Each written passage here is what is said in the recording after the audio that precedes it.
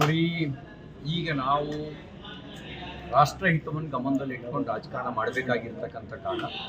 ರಾಷ್ಟ್ರಹಿತದ ಹಿನ್ನೆಲೆಯಲ್ಲೇ ನಾವು ಉಳಿದೆಲ್ಲ ವಿಷಯಗಳನ್ನ ಮರೆತು ಒಂದೇ ಧ್ವನಿಯಾಗಿ ನಾವು ಕೆಲಸ ಮಾಡಬೇಕು. ಅದು ಕಮಲವನ್ನು ಪ್ರತಿ ಬೂತ್ನಲ್ಲಿ ಅರಳಿಸಬೇಕು. ಮೋದಿಯವರು ಮತ್ತೊಮ್ಮೆ ಪ್ರಧಾನಮಂತ್ರಿ ಆಗೋದಕ್ಕೆ ಈ ದೇಶದಲ್ಲಿ 400 ಸೀಟು ಅಂತ ಏನು ಗುರಿ ಇಟ್ಕೊಂಡಿದ್ದೇವೋ ಆ 400 ಸೀಟ್ ಮುಟ್ಟಬೇಕು ಅಂದರೆ ಕರ್ನಾಟಕ 28ಕ್ಕೆ 28 ಸ್ಥಾನವನ್ನು ಗೆಲ್ಲಬೇಕು. ನಮ್ಮ ಒಡಕಿನ ಲಾಭ ಅನ್ಯರಿಗೆ ಆಗದಂತೆ, ಅಂದರೆ ಕಾಂಗ್ರೆಸ್ಗೆ ಆಗದಂತೆ ಎಚ್ಚರ ವಹಿಸಬೇಕಾಗಿರ್ತಕ್ಕಂಥ ಜವಾಬ್ದಾರಿ ನಮ್ಮ ಮೇಲಿದೆ. ಭಾರತೀಯ ಜನತಾ ಪಾರ್ಟಿಯ ಕಾರ್ಯಕರ್ತರು ಒಗ್ಗಟ್ಟಾಗೋದು ಮಾತ್ರ ಅಲ್ಲ, ಜನತಾದಳದ ಕಾರ್ಯಕರ್ತರನ್ನೂ ವಿಶ್ವಾಸಕ್ಕೆ ತಗೊಂಡು ಎಲ್ಲಿ ಜನತಾದಳಕ್ಕೆ ಸೀಟ್ ಕೊಡ್ತಾರೆ ಅಲ್ಲಿ BJP ಕಾರ್ಯಕರ್ತರು ಅವ್ರ ಪರವಾಗಿ ಕೆಲಸ ಮಾಡಬೇಕು.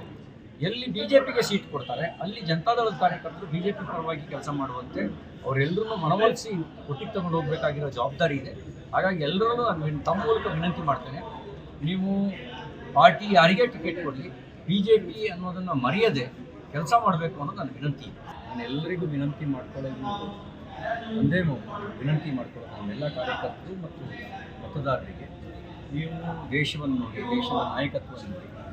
ಯಾರೇ ಅಭ್ಯರ್ಥಿ ಆದರೂ ಕೂಡ ಮೋದಿಯವರೇ ನಮ್ಮ ಅಭ್ಯರ್ಥಿ ಅಂತ ಅವನೇ ಕೆಲಸ ಮಾಡಬೇಕಾಗುತ್ತೆ. ಯಾಕೆಂದರೆ ನಮ್ಮ ವೈಮನಸ್ಸು ದೇಶಕ್ಕೆ ಅಪಚಾರ.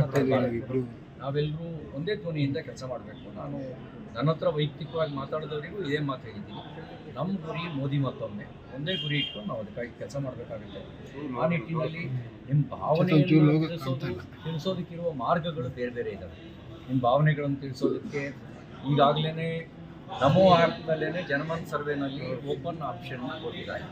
ಜನಮನ್ ಸರ್ವೆನಲ್ಲಿ ನಿಮ್ಮ ಭಾವನೆ ಏನಿದೆ ಅಂತ ಸಾಮಾನ್ಯ ಮತದಾರರು ಕೂಡ ತಮ್ಮ ಅಭಿಪ್ರಾಯವನ್ನು ಹೇಳೋದಕ್ಕೆ ಅವಕಾಶ ಕೊಟ್ಟಿದ್ದಾರೆ. ಇದಲ್ಲದೆ ಪಕ್ಷದ ಕಡೆಯಿಂದ ಪಕ್ಷದ ಪದಾಧಿಕಾರಿಗಳಿಗೆ ಅವರ ಭಾವನೆ ತಿಳಿಸೋದಕ್ಕೆ ಪಾರ್ಟಿಯೇ ವೇದಿಕೆಯನ್ನು ಕಲ್ಪಿಸಿತ್ತು. ರಾಜ್ಯ BJPಯ ಉಪಾಧ್ಯಕ್ಷರಾಗಿರ್ತಕ್ಕಂಥ ಮೈಸೂರಿನ ರಾಜೇಂದ್ರ ಅವರು, ರಾಜ್ಯ BJPಯ ಪ್ರಧಾನ ಕಾರ್ಯದರ್ಶಿಗಳಾದಂಥ ಈ ರಾಜೀವ್ ಒಂದು ಅಭಿಪ್ರಾಯ ಸಂಗ್ರಹಿಸಿಕೊಂಡಿದ್ದಾರೆ. ಆ ಮೂಲಕ ನಿಮ್ಮ ಅಭಿಪ್ರಾಯವನ್ನು ವ್ಯಕ್ತಪಡಿಸಿದ್ದೀವಿ. ಈಗ ಒಂದೇ ಗುರಿ ಇಟ್ಕೊಂಡು ನಾವೆಲ್ಲರೂ ಕೆಲಸ ಮಾಡಬೇಕಾಗಿದೆ. ಮೋದಿ ಮತ್ತೊಮ್ಮೆ ಭಾರತೀಯ ಜನತಾ ಪಾರ್ಟಿ ಮತ್ತೆ ಗೆದ್ದು ಬರಬೇಕು. ಆ ಗುರಿಯನ್ನು ಇಟ್ಕೊಂಡು ಕೆಲಸ ಮಾಡಬೇಕು ಅಂತ ವಿನಂತಿ ಮಾಡ್ತೀವಿ.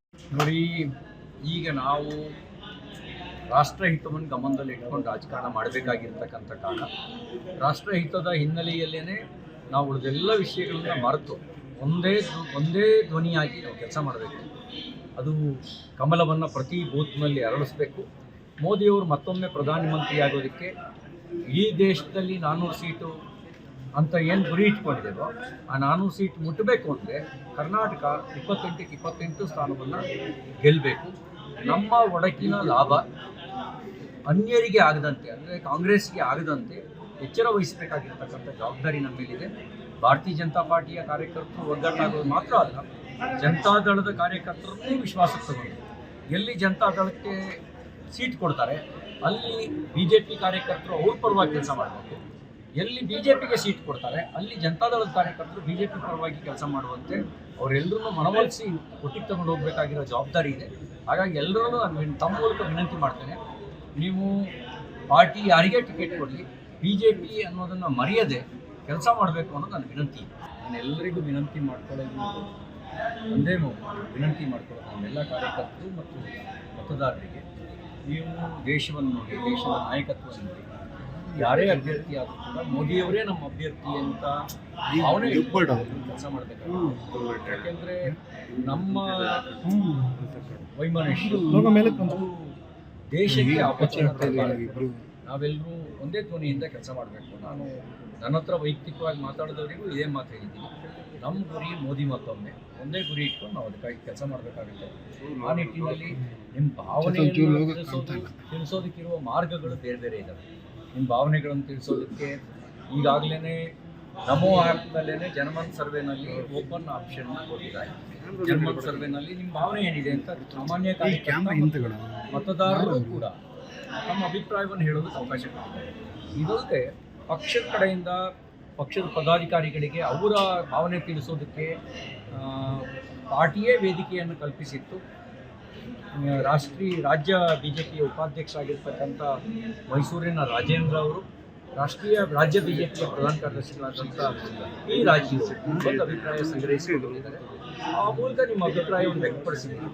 ಈಗ ಒಂದೇ ಗುರಿ ಇಟ್ಕೊಂಡು ನಾವೆಲ್ಲರೂ ಕೆಲಸ ಮಾಡಬೇಕಾಗಿದೆ. ಮೋದಿ ಮತ್ತೊಮ್ಮೆ ಭಾರತೀಯ ಜನತಾ ಪಾರ್ಟಿ ಮತ್ತೆ ಗೆದ್ದು ಬರಬೇಕು, ಆ ಗುರಿಯನ್ನು ಇಟ್ಕೊಂಡು ಕೆಲಸ ಮಾಡಬೇಕು ಅಂತ ವಿನಂತಿ ಮಾಡ್ತೀನಿ. ಅನುಕ್ಷಣದ ಸುದ್ದಿಗಳಿಗಾಗಿ ವಿಸ್ತಾರ ನ್ಯೂಸ್ ಯೂಟ್ಯೂಬ್ ಚಾನೆಲ್ ಸಬ್ಸ್ಕ್ರೈಬ್ ಮಾಡಿ. ಹೊಸ ಸುದ್ದಿಗಳ ನೋಟಿಫಿಕೇಶನ್ಗಾಗಿ ಬೆಲ್ ಐಕಾನ್ ಕ್ಲಿಕ್ ಮಾಡಿ. ಲೇಟೆಸ್ಟ್ ಅಪ್ಡೇಟ್ಸ್ಗಾಗಿ www.vistaranews.com ವೆಬ್ಸೈಟ್ಗೆ ವಿಸಿಟ್ ಮಾಡಿ. ಅಂಗೈಯಲ್ಲೇ ಜಗತ್ತಿನ ಸುದ್ದಿ ತಿಳಿಯಲು ವಿಸ್ತಾರ ನ್ಯೂಸ್ ಕನ್ನಡ ಆಪ್ ಡೌನ್ಲೋಡ್ ಮಾಡಿ.